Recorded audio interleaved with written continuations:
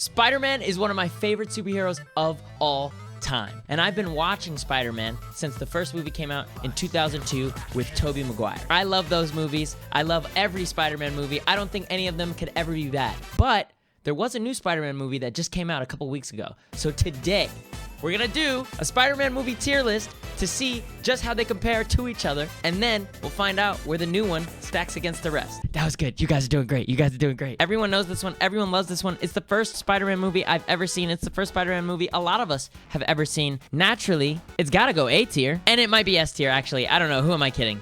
Who am I kidding? It is old, and it is kind of campy, but it has aged very well. Tobey Maguire, my beloved. It's true, but you know what? He's got better movies. That better movie being Spider-Man 2. Everyone loves Spider-Man 2. Spider-Man 2 might be one of the best comic book movies ever. It's so dramatic. It really shows Peter trying to balance, his life as Spider-Man with his life as Peter Parker, with his life as the pizza delivery guy. And he's got to deal with all his drama with Mary Jane. He saves all the people on the train, and they're like, oh, he's just some kid. Dr. Octopus is a great villain because it's someone who he's a fan of. He's not straight up evil, and he's not crazy. Green Goblin's cool, but to me, he's not nearly as compelling as Dr. Octopus because he's like a scientist and he's just going crazy, and that's like, it is what it is. It's cool. Willem Dafoe playing him is really cool, but Dr. Octopus, oh my gosh, so cool. So sad. Really emotional. I felt a lot when watching that. Now, I've got a bit of a hot take. I really, really like Spider-Man 3. For me, that was the one I watched the most. I love Black Suit Spider-Man. I love Venom. I love Sandman. I love how gruesome the movie is. There's that scene where he's pressing Sandman's face against the train and it's ripping his face off. Tobey Maguire playing Peter Parker playing like this asshole. Everyone's like, oh, he's all awkward and weird, but think about it. A guy like Peter Parker, his idea of what a cool person is someone who's throwing the finger guns and being, awkward like that. Don't forget, it gave us a meme. It gave us a lot of memes. Remember the song? All right, so for all of those reasons, Spider-Man 3, A tier for me. I don't know if that's a hot take. People are like, oh, that movie sucks, whatever. I love it. It's not S tier, I know that, but it's enjoyable. It's very good. Not S, it's not that good. Okay, you gotta understand. Spider-Man 2 is S tier. Spider-Man 2 is, S tier is like, these are great movies. It's beyond just liking it. It's like, S tier is like, these are great movies. Here's where we get in the takes that people really don't like, okay? The Amazing Spider-Man. I'll just ask you guys first. What do you guys think about The Amazing Spider-Man? You love it? Okay. Andrew Garfield is a fun Spidey. I agree. I think the movie is a little camp at times, but I think that's kind of part of it. It was 2012, so I was, 10 years old? And I grew up really enjoying Tobey Maguire as Spider-Man. So, when I saw that they were refreshing it, and he's giving a different energy that feels more like the TV shows, that feels more like the comic books for me, I'm loving it. Now, I will say, because I grew up with Tobey Maguire, I didn't like the web shooters. I know that the comic book fans love the web shooters, but for me, he can climb walls and he has heightened senses. So what? That doesn't make you a spider. That by itself doesn't make you a spider. You could be Roachman. Batman's not really a bat. But that's besides the point. Amazing Spider-Man is a good movie. I think it's high A. But there's a lot of moments in it where I'm like, what is going on? They end up killing the police administrator, and then he's still flirting with this girl at the end. The police officer's like, please, leave my daughter out of your life. Keep her safe. And then at the end of the movie, he's like, some rules are meant to be broken. And she's like grieving her father. Like, what the hell? Spiders don't shoot webs. They do. They shoot webs out of their butts. They don't have a web gun in the ass. Okay, but they also don't fucking build webs with machines. What are you talking about? They don't do advanced biochemistry and build a little device. Your argument's falling apart, Sam. What are you talking about? What do you guys think of The Amazing Spider-Man 2? It was an okay movie. I agree.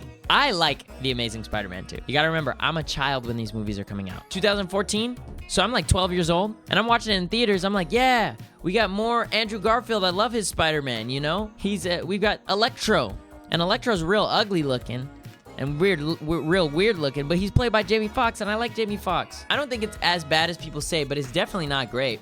as a movie, it's kind of sloppy. TBH, I think I like the TASM movies as romance movies. That's really funny. I think they're cute. Sometimes they're too much. But I think the only reason it feels like too much is because it's supposed to be action movies. Viewing it from the lens of it as a romance movie, it feels great. All that being said, this is definitely the worst Spider-Man movie. But it's not D. I still like it. Isn't Madam Web technically a Spider-Man movie? You really want me to add Madam Web? I remember when Spider-Man was introduced to the MCU. I was a huge fan of the MCU and a huge fan of Spider-Man at the same time. I remember being so excited that Spider-Man was joining the MCU when we heard rumors about it. And then finally, Captain America Civil War comes out. We got Spider-Man now.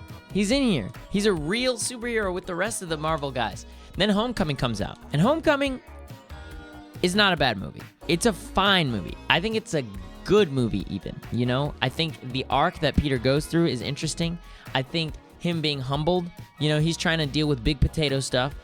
And Tony's like, you need to handle small potato stuff. Friendly neighborhood Spider-Man. There's two things I don't like about Homecoming and the Tom Holland movies in general. I didn't like how the movies look because to me, the movies look bland and plain, cartoony at times. They don't really have a strong sense of tone or anything like that. And then I want Peter Parker to be his own guy. I want Spider-Man to be his own hero. That's what I want. That being said, it's still a good movie. I think it's a fine movie. I would watch it again. Spider-Man Far From Home, I like Mysterio, and that's about it. Honestly, Spider-Man Far From Home, not one of my favorites. Not one of my favorites. I think it's fine, but I don't even really remember what happens. He goes to France or something. Same tier as TASM 2. Yeah. I think it is the same tier as TASM 2 for me. Above all, I think it's boring. Spider-Man No Way Home. This one's hard for me. This one's actually really hard for me because when I watched it in theater, if you saw it in theater, you'll know what I'm talking about. It was so fucking exciting to be like, oh my gosh, we knew it was gonna happen. The rumors were out, whatever. We knew it was gonna happen. Either way, it was still super exciting. The idea of seeing all the Spider-Man together, hanging out, it is really fun in theater. Theater experience is great. Here's the thing about this movie. I watched it recently in my apartment. This movie's boring, dude. This movie's boring. And it doesn't make any sense. When you think about it for 2 seconds, it makes no sense at all. The whole plot is Spider-Man's trying to get into college, and somehow or another his college application doesn't get through, or there's some kind of clerical issue, simple clerical issue that could be solved with an email. And this nigga goes to Doctor Strange, Sorcerer Supreme, and is like, hey, can you cast a world-altering magical spell to make sure that I get in college? Can you alter the fate of the universe to make sure I get into college? And Doctor Strange, Sorcerer Supreme, smartest guy on Earth, says yes? Why would he say yes to that? That doesn't make any sense. And the entire plot is dependent on this severe misunderstanding of these characters. You're not supposed to think about it. That's the issue I think about the movies I watch, you know? That being said, it does get fun when the characters come in. But there's a lot of, like, even with the editing, there's a lot of moments where it's edited for the theater. So, like, when Andrew Garfield shows up in the theater, when that happens, everyone's like, yeah. At home, I'm eating my popcorn by myself. The portal opens. He goes like...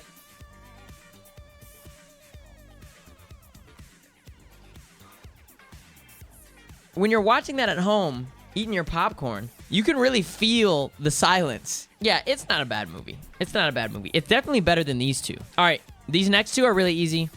Spider-Man Into the Spider-Verse, peak.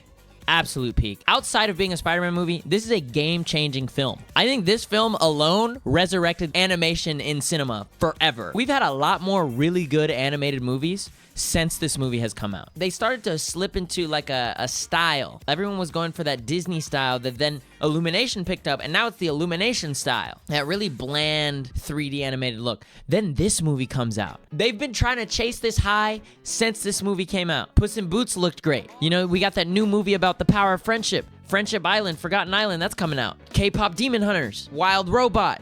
Like a lot of great animated movies that have come out that have been directly influenced by the existence of this movie. And that's without even thinking about it as a Spider-Man movie. As a Spider-Man movie, it's better than every single one of these movies. One, because I think animated movies are always going to be better than their live action counterparts just because the ceiling of expression is way higher. There's certain things that you can't do in live action just because of the nature of what people tend to expect when they're looking at live action stuff. Like, obviously, there are people who challenge this, and I'm not saying this is a hard and fast rule, but generally speaking, you can get away with a lot more when you're using the animated medium. I love animated movies, and I love Spider-Verse. When I saw this, it blew my mind. I was like, holy crap, Spider-Man is black now! Yes! It was the best day of my life. Now, I do have the take that I think the second movie is better than the first movie. Not by much. They're both peak. I think they're both perfect movies. But the reason that I prefer the second movie to the first movie is because I really like the characterization of Miles. I think in the first movie, it feels more like a passing of the torch. It's more about Peter. You know, Peter dying, Peter having a shitty life, trying to figure out how to, like, stop being such a washed-up loser, even though he's Spider-Man. But the second movie, I really like how they characterize Miles. They gave him his moment. They gave him his aura and hype moments. Nah, I'm gonna do my own thing. I really like how it's written. I like the nuance of Miguel. Like, he's like an unreliable narrator a little bit. He says all of these things as though they're fact, and it's like, you want to believe him because he's another Spider-Man, but then there's a certain point where it's like, is what you're saying actually true, or is this just like coincidence? Are you just bitter that you didn't get what you wanted, and now you're trying to enforce the rules for everybody? I like Gwen Stacy. I like the transgender allegory. The reveal at the ending, I was so sick to my stomach. It's just, it was amazing. I didn't like being left hanging, but I still think it's gonna be peak. I really enjoy this movie. Plus, this is more personal. This is the last movie I saw with my brother before he died. So it's like, got a really special place in my heart there. I love the soundtrack.